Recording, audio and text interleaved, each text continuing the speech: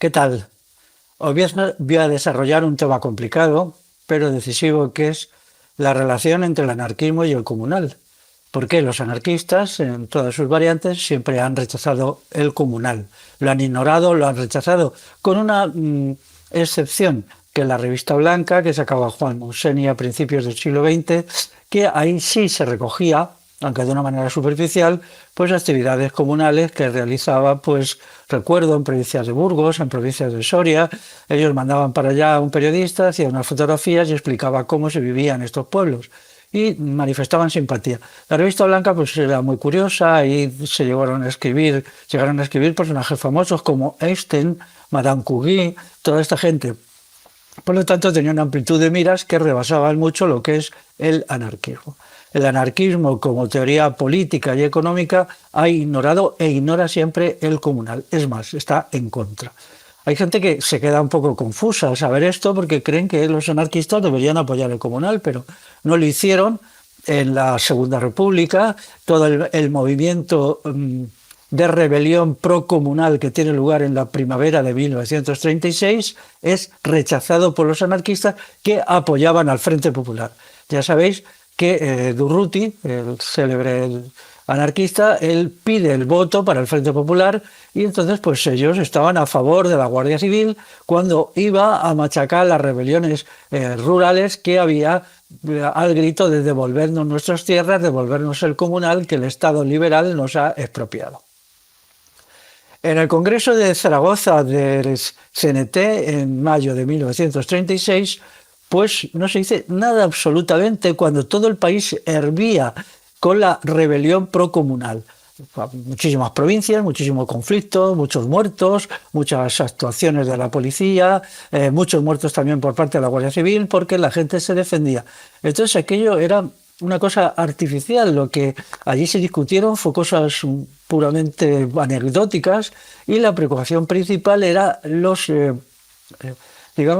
campamentos de verano que se iban a hacer en el verano de 1936 para la juventud anarquista. Manifestaba un hecho cierto: hasta qué punto el anarquismo es una secta que vive de espaldas a la realidad. Y el Congreso de Zaragoza lo demuestra. Una secta que entonces era grande y ahora ya es muy chiquitita. El anarquismo pues es el furgón de cola de la socialdemocracia, pero como me decía un conocido, el microfurgón de cola ya no es casi nada, ¿no?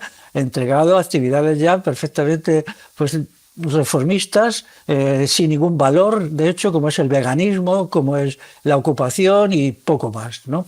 Pero hay que profundizar en el asunto porque las ideas anarquistas vagamente todavía están en ciertos sectores de gente y es necesario, digamos, poner los puntos sobre las sillas y ajustar cuentas contra un movimiento que demagógicamente se dice antiestado cuando no lo es.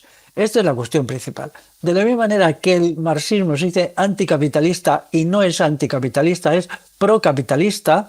En uno de los libros más partidarios, más defensores del capitalismo es El Capital de Marx, porque al rechazar el capitalismo actual lo que propone es un macro, mega, supercapitalismo que es el que hoy existe en China. Ese capitalismo bestial, brutal, algo aterrador que hoy existe en China es con el que soñó Marx, es el que Marx quiso construir. Por eso, cuando yo uso la expresión marxismo, siempre pongo _fascismo, porque al negarse totalmente Marx a desarrollar ninguna idea sobre la libertad, creó las bases para que se construyera un totalitarismo absoluto, que es el que se está padeciendo en China. Pero todo esto de China y todas las experiencias del socialismo real que ha habido son tan horrendas, son tan repugnantes, que el marxismo hoy carece de todo nivel. Es una ideología muerta, una ideología que en un momento dado, hace 50 años, tuvo mucha fuerza y hoy tiene cero fuerza. Ya cita Marx, salvo gente marginal, que siempre lo hay, pues que son incapaces de reciclarse. Con el anarquismo sucede lo mismo. El anarquismo se dice antiestado, pero en realidad no es antiestado, es proestado. El anarquismo es una de las variantes del liberalismo. El anarquismo es una variante del liberalismo. Y entonces, igual que los liberales dicen que quieren un Estado con libertades, pues el anarquismo es lo mismo. De ahí su teoría de que ellos son antiautoritarios. Daros cuenta, dicen que son antiautoritarios, pero no son revolucionarios. Ellos no se definen como revolucionarios y no lo son y nunca lo han sido. Por eso a ellos no pueden aceptar el comunal porque el comunal, si es revolucionario, trastoca totalmente su sistema de valores y de creencias porque rechaza plenamente el capitalismo y rechaza plenamente el Estado. Ellos lo que quieren es un Estado con libertades, de eso su antiautoritarismo es esto. Y eso lo vemos continuamente cuando ellos dicen luchar por la libertad, pero la libertad, luchando por ella, a partir de un momento tiene que convertirse en lucha por la revolución, por un sistema de democracia directa, expresión que nunca utilizan. Para ellos, experiencias, por ejemplo, como la Comuna de París, donde durante 2 meses, en 1871, hubo un sistema de democracia directa basado en asambleas, o la democracia ateniense, que, bueno, es dudosa, como yo digo en mi manual, para una revolución integral comunal, analizo las inconsecuencias y la demagogia de la democracia ateniense. Pero es muy real aquí el Concejo Abierto. Porque siendo el Concejo Abierto una institución general, muy general, en todos los pueblos de la península ibérica y en otros muchos pueblos europeos, cuidado, porque también existió, por lo menos en la parte sureste de Alemania, en Italia, en la gran mayoría de Francia. En muchos de estos países existieron sistemas de gobierno por asambleas. En Suiza, el sistema cantonal es una derivación. Y sin embargo, ellos, que siempre están con la asamblea en la boca, no ven las asambleas reales, el Concejo Abierto, el Balsarre en el País Vasco. Ellos no lo ven y no lo apoyan. No lo apoyan, salvo algunos anarquistas que tienen quizá un cierto nivel más elevado, cultural, o que han leído algunos de mis libros, y entonces pues, pero ellos tienen una idea diferente sobre la libertad. La libertad es algo que se consigue simplemente presionando al Estado, pero no destruyendo al Estado. Cuidado, de la misma manera que la de socialdemocracia y el marxismo, su anticapitalismo consiste en arrancar mejoras a los empresarios, pero no en destruir el capitalismo sustituyéndolo por un nuevo modo de producción. Pues estas son cuestiones similares. En realidad, Bakunin, en la Primera Internacional, entra en una pugna por poder con Marx y tiene que señalar sus puntos de diferenciación. Como Marx era un personaje por naturaleza, por su manera de ser, altamente autoritario y altamente brutal, entonces Bakunin, para conseguir seguidores, levantó la bandera del antiautoritarismo, pero entre ellos no había diferencias sustanciales. Los textos de Bakunin son asombrosamente oscuros, cuando se leen allí no se entiende gran cosa, pero lo que sí se entiende es que Bakunin tradujo al ruso el tomo primero del Capital de Marx. Luego, si lo tradujo es porque estaba de acuerdo, y si estaba de acuerdo con el Capital, pues apague, vámonos, ya está todo claro, ¿no? Porque ese capitalismo perfecto, súper desarrollado, que iba a desarrollar las fuerzas productivas y a crear una gran cantidad de riqueza, requiere de un Estado. Si decimos capitalismo delirante, este capitalismo de los delirios de Marx, pues requiere un Estado. Entonces, lo uno lleva a lo otro. Entonces, Bakunin es un estatista. Lo que pasa es que él dejó caer algunas críticas el autoritarismo para lograr, digamos, individualizarse frente a la figura gigantesca, plumbea de Marx. Entonces, anarquía significa sin autoridad, pero realmente esto de la palabra anarquía es una demagogia, ¿no? Es el mismo tipo de demagogia que nos hace, pues, por ejemplo, los liberales constitucionales o los defensores del capitalismo cuando dicen, sí, el desarrollo del capitalismo nos llevará a una sociedad de plena abundancia. Como un defensor del capitalismo tan grande como era Keynes, el economista Keynes, dijo que habría, ya para estas fechas, hace ya mucho, una jornada de trabajo de 20-25 horas semanales. Daros cuenta que ahora estamos en 60-70 horas semanales de trabajo real. Luego todos aquí hacemos la demagogia, prometemos y tal, para, por medio de promesas que no se pueden cumplir y que son mentiras, pues conseguir, digamos, un apoyo popular. En segundo lugar, hay una autoridad legítima. El sistema de democracia directa dice que hay una autoridad legítima que es la que surge de las asambleas, y hay una autoridad ilegítima que es la que surge de los sistemas despóticos, dictatoriales, como es el Estado en sus muchas formas, porque el Estado también adopta muchas formas. Por lo tanto, Esto es lo que les lleva a chocar con el comunal. Primero, el problema del concejo. El concejo soberano es algo que no admiten los anarquistas. En segundo lugar, el modo de producción comunal, que es bastante complejo, tampoco lo admiten porque incluye un alto grado de sentido moral. La economía comunal es una economía moral, mientras que los anarquistas, por definición, son amorales e inmorales. Es verdad que Kropotkin, creo, tiene un texto que se llama La moral anarquista, pero bueno, la moral anarquista quizás se podría mejor titular la amoralidad anarquista o la inmoralidad anarquista. Al ser una ideología de la burguesía, que eso es lo que es el anarquismo, pues ellos son amorales. La burguesía es amoral, es inmoral y amoral, y entonces ellos lo son lo mismo, ¿no? Lo que pasa es que en algún momento se sintieron incómodos y escribieron algunos textos de moral como este de Kropotkin, que en realidad no dice nada, ¿no? Entonces, vamos a ver su actuación en un momento decisivo, que es la guerra civil. La guerra civil acaece por un hecho sociológico y no por un hecho político-politiquero. El hecho sociológico es la insurgencia de grandes sectores de las clases populares que vivían en la ruralidad en defensa del comunal, no solamente del comunal como bienes, sino del modo de vida comunal, de las relaciones de vecindad, de la ayuda mutua, del afecto mutuo, de la crianza en común de los hijos con instituciones como la Cholorra, que existió en el País Vasco para la crianza en común y otras muchas. Entonces hay un rechazo de todo lo que es el capitalismo, un rechazo. Y entonces ahí tiene que intervenir el aparato de poder del capitalismo, que es el ejército.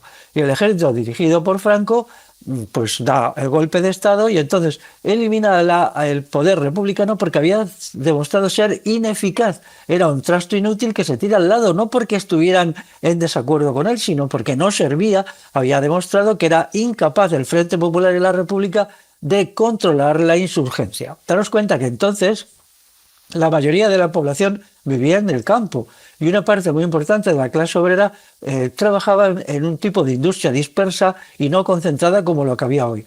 Pero como los trabajadores de las zonas concentradas, ya ves, Cataluña, el País Vasco, algunas otras, estaban muy en contacto con sus orígenes rurales, entonces a través de cartas, de llamadas telefónicas, cuando conocieron lo que estaba pasando en sus lugares de origen, inmediatamente actuaron en las fábricas para que fuera una situación de insurgencia. Entonces se creó un alzamiento popular espontáneo, rural, urbano, campesino, obrero, para la recuperación de la sociedad comunal en toda su integridad y no solamente como bienes susceptibles de extraer beneficio económico de ellos, que eso no les importaba, o les importaba poco.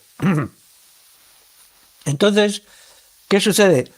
Se inicia la guerra civil, antes no hacen nada por apoyar esta insurgencia, salvo actos demagógicos, como lo que ellos llamaban, aquellas rebeliones de nada, que no las seguían ni siquiera los miembros de CNT, que eran rebeliones ridículas y que estaban muy alejadas de los verdaderos enfrentamientos a tiros en donde podían participar cientos de personas, como algunos que hubo en la provincia de Sevilla, en la provincia de Toledo, en la provincia de Murcia, y que eran verdaderos antecedentes de las batallas de la guerra civil, en que por una parte la Guardia Civil y por otra parte la gente campesina, pues con sus escopetas y con sus cargas de dinamita se lanzaba contra los cuarteles y había una situación en donde la Guardia Civil fue vencida, fue derrotada.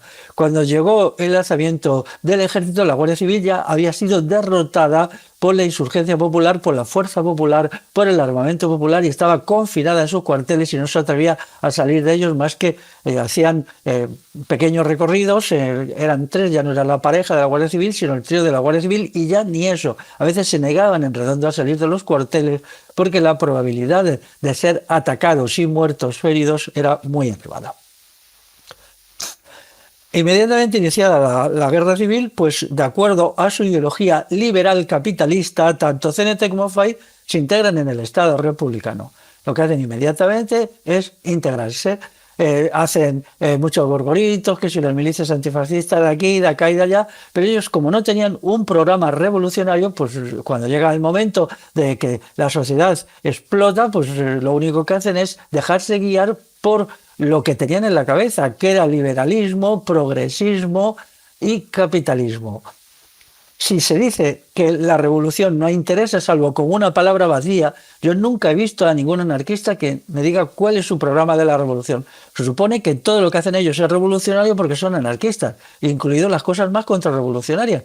Pero claro, nadie tiene la ciencia infusa y entonces lo que tienen que hacer es tener un programa. Igual sucede con el anarquismo marginal y en liquidación que queda hoy. ¿Cuál es su programa? ¿Tienen un programa revolucionario que no sean frases vacías que no tienen ningún significado? Es verdad que algunos anarquistas escribieron libros muy gordos que lo que ellos hacen reproducir el sistema capitalista. Por ejemplo, las colectividades. Las colectividades no son nada más que una variante del sistema capitalista. Dependían del Banco de España republicano para financiarse y entonces los propietarios capitalistas a los que ellos se habían desalojado serán sustituidos por los nuevos propietarios. ¿Quién era? La CNT-FAI. No eran las asambleas de trabajadores soberanas, las asambleas de trabajadores estaban dominadas por los grupitos de la CNT-FAI armados con fusiles. Esto hay testimonios impresionantes de la industria catalana en donde los propios trabajadores decían que las asambleas no valían nada porque siempre estaban intimidados por los nuevos dueños de las empresas, que era quien, la CNT-FAI. Y eran tan dueños que también tuvieron sus sistemas de trabajo lento, de huelgas, de manifestaciones, de rechazos y tal. Para el trabajador de filas no hubo ningún cambio desde el antiguo patrono propietario al nuevo patrono propietario que era la CNT-FAI. La colectivización significó eso, era una imposición forzosa de un tipo de capitalismo en que un grupo corporativo llamado CNT-FAI se hace con la propiedad de los medios de producción. Igual las colectividades agrarias. Hay aquí un error enorme. Colectividades las tuvieron todos los partidos y todas se regían por el mismo patrón, que era el que había establecido el Ministerio de Agricultura republicano. El partido de don Manuel Azaña, explícitamente capitalista y burgués, tenía sus colectividades, también las tenía el Partido Socialista, que ya me diréis que tiene de revolucionario ni de nada, las tenía el Partido Comunista, que era un partido estalinista feroz, y otros pequeños grupitos por ahí, todo el mundo tenía sus colectividades. En muchos sitios pues habían cogido las tierras que los vecinos habían pedido porque habían sido comunales para ellos y se las habían expoliado a los vecinos. La noción de vecino no incluía, como no se incluía la noción de asamblea vecinal. Por ejemplo, cuando Durruti penetra en Aragón, ¿tiene en cuenta el Concejo Abierto en algunos de los pueblos que malamente va tomando? Allí todavía existía, en muchos de estos pueblos, había comunal en el 90-95% de la tierra. Él todo esto lo desprecia porque ni lo entendía ni lo quería entender. Ellos implantaron allí la dictadura anarquista, el poder de los anarquistas, la revolución entre comillas anarquista, es decir, la revolución de ellos frente a los pueblos.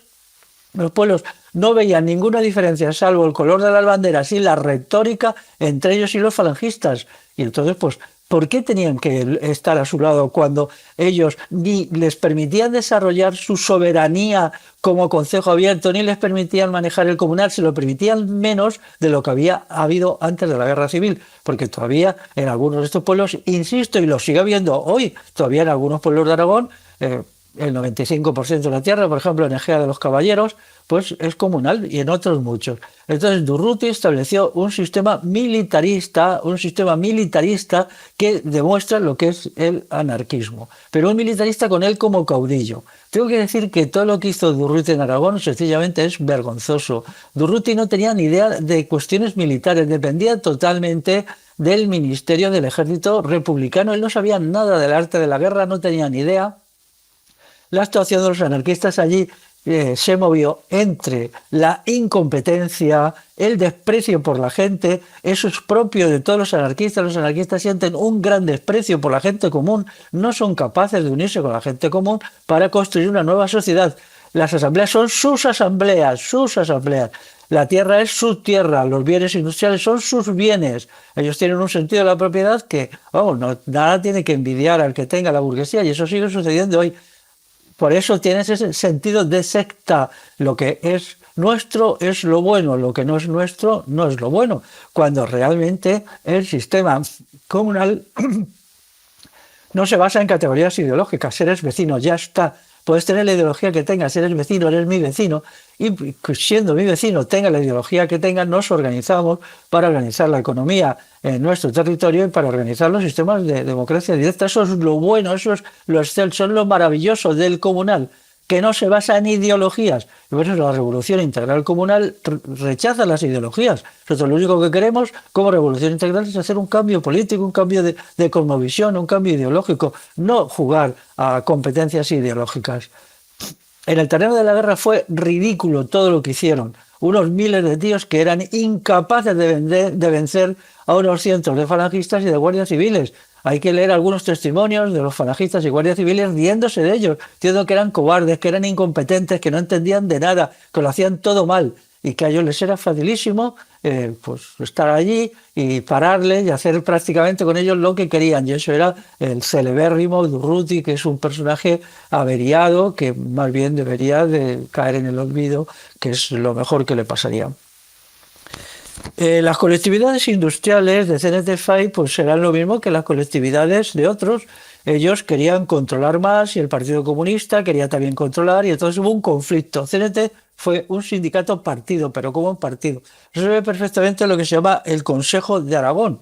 El Consejo de Aragón no era nada más que un gobierno parlamentarista que funcionaba pues por cómo funciona cualquier parlamentarismo, por partidos. Cada partido de allí presente o cada sindicato partido, la FAI incluida, funcionaba como un partido.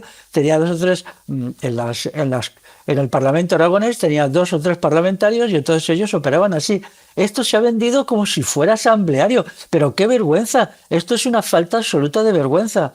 Cuando el Consejo de Aragón, por el centralismo madrileño, se pensó que solamente en Madrid podía haber un sistema parlamentarista, pues mandaron allí a los comunistas y lo destruyeron. Pero esto eran peleas entre ellos, que a las clases populares no le importaban absolutamente nada. Y la prueba es que las clases populares no apoyaron ni a uno ni a otro, se mantuvieron indiferentes ante una serie de peleas que eran peleas entre los grupos de poder, entre el partido sindicato CNT y el partido FAI, porque es que ellos dicen que están en contra de los partidos, pero FAI en la guerra civil actuó como un partido cualquiera y en el Consejo de Aragón se ve parlamentarios de FAI tantos, parlamentarios de CNT tantos, pues que era CNT un partido, ¿no? Y parlamentarios de Izquierda Republicana, parlamentarios del PSOE, parlamentarios de no sé qué, ya está, como cualquier parlamento.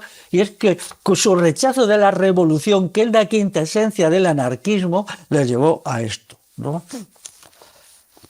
Entonces, hoy día, ¿qué tenemos en los anarquistas? Los anarquistas, pues tenemos que son... Hay el sector anarcodemócrata, ¿no? Hay un sector que se llama anarco... bueno, pues que ellos siguen las consignas de la socialdemocracia y en todo pues siguen igual. Ahí se queda claro, por ejemplo, la aceptación del feminismo. El feminismo, que no es nada más que feminismo de Estado, no puede haber otro feminismo. Resulta que el feminismo del Estado policial feminista es algo que les parece bien. Entonces resulta que el feminismo que supuestamente propone que el Estado emancipe a las mujeres os parece bien, luego os parece bien el Estado. Luego, al aceptar el feminismo, aceptáis el Estado, porque no hay otro feminismo que el feminismo de Estado. Y entonces está la ley de violencia de género. Y se ha llegado en el colmo de la vergüenza a hacer charlas en los locales de CNT apoyando la ley de violencia de género, por lo tanto apoyando al Estado, apoyando a la policía, apoyando al ejército, que está en la base de todo esto. Lo mismo que hicieron en la guerra civil, incorporarse al ejército republicano y formar parte de él. ¿Poniendo pegas? Sí, porque tenían que cubrirse las espaldas de las críticas de la gente popular, que los consideraba simplemente unos reaccionarios. Y tenemos un personaje como Cipriano Mera, que llegó a ser general del ejército, un personaje anarquista muy famoso en la época, que llegó a ser general o algo así del ejército republicano, que no hizo absolutamente nada hasta finales de la guerra, cuando participó en una de las conspiraciones de final de la guerra, cuando ya se vieron vencidos por Franco los republicanos, y entonces movieron ficha de una manera, todos ellos, bastante sucia. Por lo tanto, ellos no eran nada más que una parte de la reacción, y así, ¿cómo pueden valorar el comunal? ¿No? Entonces, su estado al Estado policial feminista, su apoyo al Estado policial feminista, es una de las cuestiones más vergonzosas y que a mí me parece que le convierte en pura basura, ¿no? El anarquismo como teoría, vamos a ver, el anarquismo como teoría es básicamente Bakunin. Si leéis los libros de Bakunin no se entienden. Él dice esto, lo contrario, y lo contrario, y lo contrario, y lo contrario, porque él era un oportunista que quería sacar, agarrar cacho, como se dice en la Primera Internacional, frente a unos autócratas tremendos como eran los marxistas. Sus raíces ideológicas son la Revolución Francesa, el jacobinismo, este desprecio por la gente, este odio a la gente, esta mentalidad de secta que es tan típica de todos los anarquistas, o de casi todos, hay excepciones, es verdad que hay excepciones, ¿no? El anticlericalismo, su incapacidad de distinguir la Iglesia del cristianismo. El cristianismo era una corriente revolucionaria, la Iglesia es efectivamente totalmente contrarrevolucionaria y podrida. El culto por la Revolución Francesa es bastante lamentable. El estudio de Kropotkin sobre la Revolución Francesa no entiende nada de lo que es la Revolución Francesa como crecimiento del Estado. Él se cree todo el mito de la Revolución Francesa, que estaban guillotinando a los nobles porque querían crear una sociedad de justicia social y no sé qué y no sé cuánto. El libro que tiene, que además es muy malo, como casi todos los escritos de Kropotkin, pues da una imagen distorsionada que mejor olvidar, ¿no? El Estado, pues si el Estado es antiautoritario, pues apoyan al Estado. Entonces, ¿qué es antiautoritario? Pues antiautoritarias con un Estado no autoritario. Eso es exactamente lo mismo que dicen los liberales. Todos los liberales dicen lo mismo. El liberalismo crea la sociedad liberal constitucional donde no hay autoridad, porque existe las libertades como derechos y esta idea de la libertad como derecho es la misma que tienen los anarquistas. A veces varía un poco porque introducen el elemento de la acción directa. Dicen que la acción directa, pero bueno, la acción directa eran unos actos de violencia individual perfectamente inútiles, totalmente inútiles, que no sirvieron para nada bueno y que fueron utilizados por el Estado pues, para incrementar la represión y la violencia contra las clases populares. La idea de los derechos otorgados por el Estado, la idea liberal, la asumen los anarquistas. Entonces ellos solo luchan para que de ese derecho a las libertades miserables y estrechas que tenemos en el régimen liberal, sean los mayores. Daros cuenta, por ejemplo, en Argentina con Javier Milei. Él ha creado el Estado anarquista, ¿no? Si él se llama anarcocapitalista, luego él es como cúpula del Estado, supuestamente, al ser presidente del gobierno. Luego aquello es anarquista. El Estado argentino no es un Estado anarquista. Bueno, es lo mismo que aquí en la guerra civil.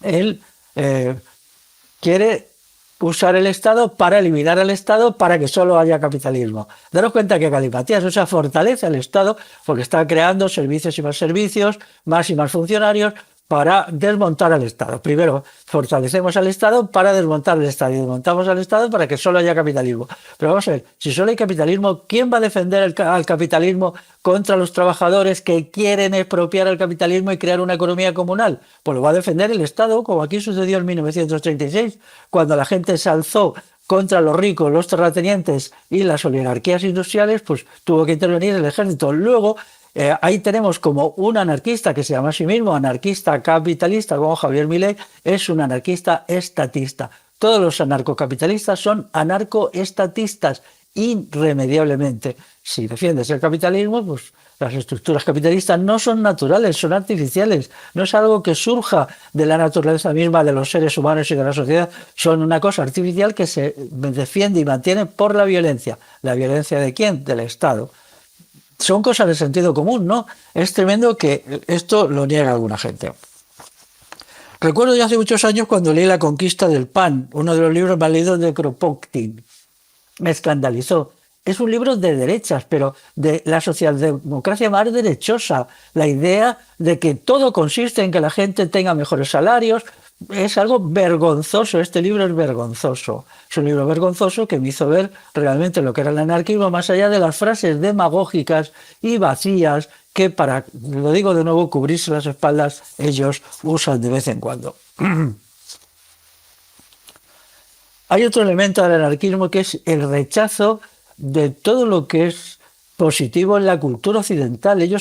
Los anarquistas solo leen autores anarquistas, son la secta anarquista que funciona como secta y no hay nada más, ¿no? Y hay algunos anarquistas bien intencionados, amigos, que tienen, sí, es que esto es pues una secta. Ya se sabe que el anarquismo siempre ha sido una secta, será una secta. Y si dices, pues ¿por qué estás ahí? Ábrete al mundo, ábrete a la realidad, conecta con la gente. Y entonces dices, no, porque aquí ya pues tenemos un lenguaje común, estamos unidos, y es las ventajas que tienen las sectas, ¿no? Pero claro, las sectas no hacen revoluciones porque la revolución es algo de las clases populares. Ninguna secta puede hacer una revolución porque si triunfara crearía un Estado. Toda secta al triunfar crea un Estado. Solamente cuando triunfa el conjunto de las clases populares y se crea un sistema de democracia directa, no se crea Estado. Por eso, en la Revolución Integral nos negamos rotundamente a la mentalidad sectaria y una de las formas que lo hacemos es recoger todo lo positivo de la cultura occidental, la cultura griega, la cultura romana, la cultura cristiana y la cultura contemporánea. Lo positivo, no lo negativo. Y es una cuestión bastante interesante, como pues cuando editamos libros de Salviano de Marsella sobre el gobierno de Dios, porque él defiende la revolución Bagauda. Y entonces aprendemos de él y vamos incorporando todo este sistema de conocimiento y valores. Y no nos reducimos a un circuito cerrado que siempre actúa, pues eso, en circuito cerrado. Bakunin y Kropotkin son unos sujetos muy incultos. Kropotkin era naturalista. Por ejemplo, en su libro El apoyo mutuo lo deduce de los animales, del mundo de la zoología. Pero vamos a ver, señor Kropotkin, señor príncipe Kropotkin, ¿usted no se da cuenta que la cultura popular tiene un montón de sistemas de ayuda mutua y se ha basado en los sistemas de ayuda mutua en todos los sitios del planeta y que eso es decisivo y que eso es un elemento fundamental de la revolución para crear una nueva sociedad? Los anarquistas de aquí, ahora ya está muy disminuido, pero antes, cuando en los pueblos, en los barrios obreros, en las fábricas, había montones de sistemas de ayuda mutua y de servicio de unos a otros, eso no es valioso, eso no es importante. Toda la ética del apoyo mutuo, tal como está definida por muchas o algunas de las corrientes de la filosofía de la cultura occidental, es lo que hay que recuperar, porque nosotros queremos un renacimiento de la civilización europea, porque es donde vivimos y porque es la que conocemos, ¿no? Entonces todo esto es rechazado, pero rechazado, y dentro de esto, claro, uno de los mayores logros de la parte positiva de la cultura occidental, que es el comunal, es rechazado completamente. Ahora, rechazado sin más, ni lo entienden, ni les importa, ni se refieren a ello. Claro que tampoco a nosotros nos importan los anarquistas, ¿eh? Esto es simplemente un poco una operación de barrido. Esta intervención mía es para barrer, para limpiar un poco el ambiente, para que entre el aire en estos sitios tan cerrados y alguna gente que está confusa se entere. Luego está el último invento, que es el municipalismo libertario de Murray Bookchin. Esto es una forma de socialdemocracia. Lo que te viene a decir es que hay que entrar en los ayuntamientos para desde los ayuntamientos ir conquistando desde abajo el aparato estatal. Daros cuenta, es el mismo argumento de la socialdemocracia, solo cambia o arriba o abajo. La socialdemocracia marxista dice que hay que ir al Parlamento para ir conquistando paso a paso el poder del Estado y de pin pin y pam pam, ¿no? Primero, la socialdemocracia marxista lo conquista el Estado por arriba y la socialdemocracia anarquista lo controla desde abajo. Todo esto no lleva absolutamente a nada. Solo lleva en convertir a una pobre gente que se cree estas teorías de este señor, el Murray Bookchin, pues una pobre gente metida ahí en los despachos municipales, perdiendo el tiempo, bostezando. Luego están unos años y lo dejan todo amargados y desesperados. Yo seguí de cerca, en un lugar de Cantabria, en un pueblo de Cantabria bastante grande, todo un proceso de aplicación del municipalismo libertario de Murray Bookchin entre los años, vamos a ver, 2013 y 2016. Fue un desastre total, en ninguna parte ha servido para nada, solo para amargar y destruir a mucha gente, porque el municipalismo libertario, por supuesto, no incluye en absoluto la idea de revolución. Y si no incluye la idea de revolución, entonces todo lo demás sobra. En mi libro, Manual para una revolución integral comunal, dedico un tiempo a la crítica de este señor, que Murray Bookchin es contemporáneo, ha debido fallecer hace muy poco tiempo. Es una engañifa, es un entrismo, es una forma de entrismo.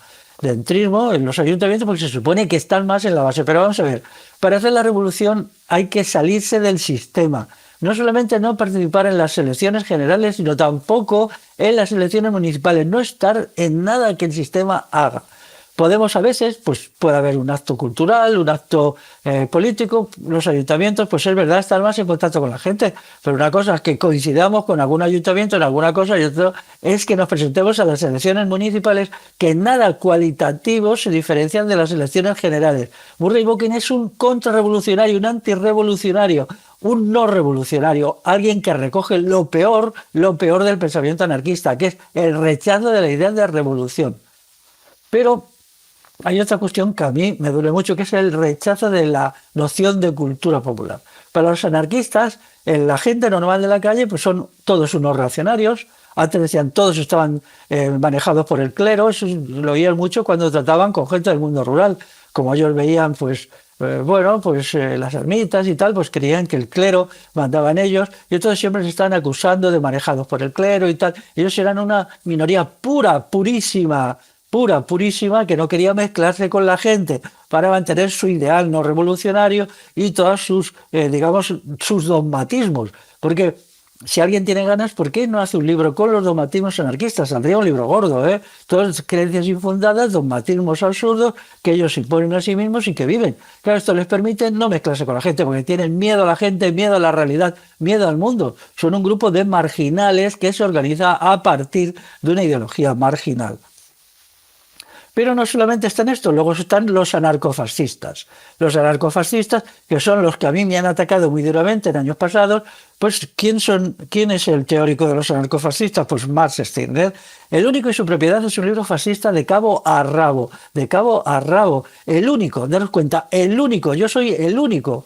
O sea, el tirano único y todos los demás son mi propiedad, el único y su propiedad, y me sirven. Y así tengo yo la libertad absoluta. Es una absoluta chaladura. Pero, ¿qué es lo que no dice Max Stirner? ¿Cómo realiza el único su poder? A través de un Estado que le sirve. Es decir, está él como tirano, el señor Max Stirner, y quienes le siguen, luego está un aparato de Estado y luego está toda la pobre gente que son la propiedad del señor Max Stirner o del anarquista de turno.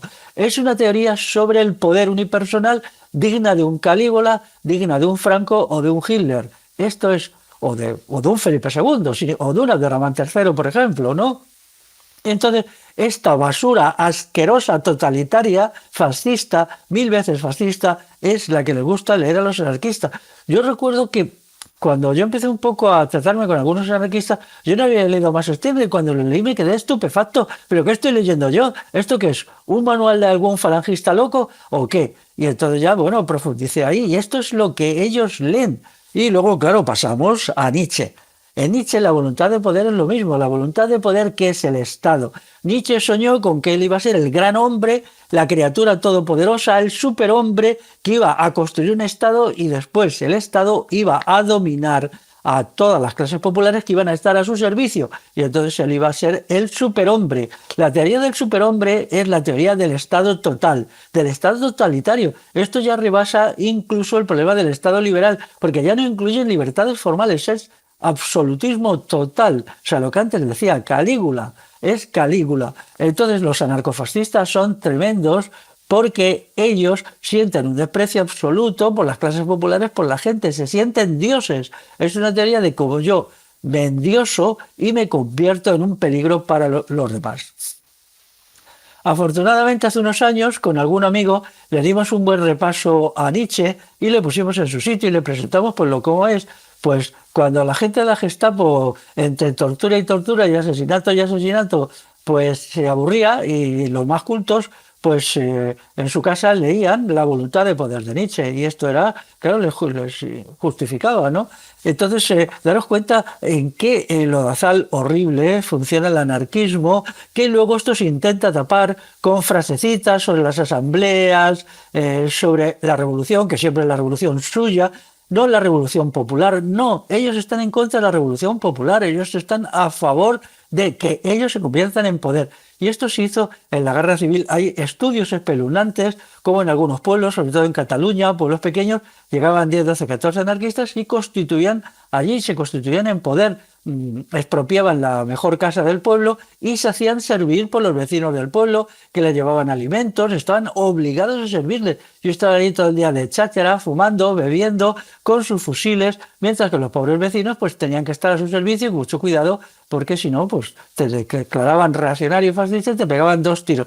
Esto, ahí, ahora no tengo ganas de buscar el libro, pero leí una historia tremenda de un pueblo de Cataluña en que ellos crearon su poder anarquista, su dictadura anarquista, algo intolerable. Las nociones de virtud cívica y virtud personal pues no existen. La virtud cívica sobre todo es el servicio al bien común y la virtud personal es la consideración de la vida como el servicio de unos a otros. Todo esto te lo consideran cristianófilo o yo que sé, cualquier cosa. Ellos pues siempre tienen etiquetas para todo, etiquetas para justificar su mentalidad fascistoide. Una mentalidad fascistoide que ahora ya les ha llevado a la nada, porque si ahora vemos lo que hacen los anarquistas, están totalmente perdidos. Las cosas que han sucedido en los últimos 10 años, ha cambiado tanto el mundo que la dogmática anarquista, que es decimonónica, ya no sirve para nada para entender lo que está pasando. No ya para transformarlo, sino simplemente para entenderlo un poquito. Entonces no entienden nada del problema de la emigración, de la guerra mundial, de la demografía, y en todo dan soluciones coincidentes con las de los sectores más reaccionarios. Por ejemplo, la emigración, apoyan la emigración con fraseología muy similar a la del rey Felipe VI, a la del Papa o a la de la patronal. Entonces ellos dicen cosas que son indiferenciables. Coges una frase de los anarquistas defensores de la emigración y pones una del Papa o de la patronal española y son indiferenciables. Y así con todo, ¿no? Ellos han perdido el rumbo y son ya un movimiento en desintegración y en extinción. Entonces, lo que yo le pido a los sectores o a los pocos individuos bien intencionados que crean que realmente tienen una voluntad de luchar por la libertad, que se incorporen al movimiento por la revolución integral, que entiendan qué está pasando, que estudien en los textos y en los vídeos de la RI lo que está sucediendo y que asuman la idea de revolución. La idea de revolución es el centro de todo. Si esta idea no se asume, no es posible romper con el anarquismo. Y al mismo tiempo que asuman la idea de revolución, vean en el estudio de la realidad, salgan del mundo del dogmatismo y de la fraseología anarquista y vean cómo es la realidad y vean que el mundo se está precipitando hacia un gran caos y a una enorme catástrofe. Y esa catástrofe es una situación revolucionaria. La situación revolucionaria puede devenir o no devenir en situación revolucionaria, pero eso depende de nosotros. Es decir, la situación revolucionaria puede convertirse en revolución, pero si nosotros nos negamos a la revolución, pues pasará, será un caos, una catástrofe, la humanidad puede quedarse cientos o miles de años atascada en unas formas de vida y de existencia tremendas, y es necesario que un sector, nosotros, decida que la revolución es buena y que la revolución merece hacerse. Pues nada más, aquí quedan las cosas. Hasta luego.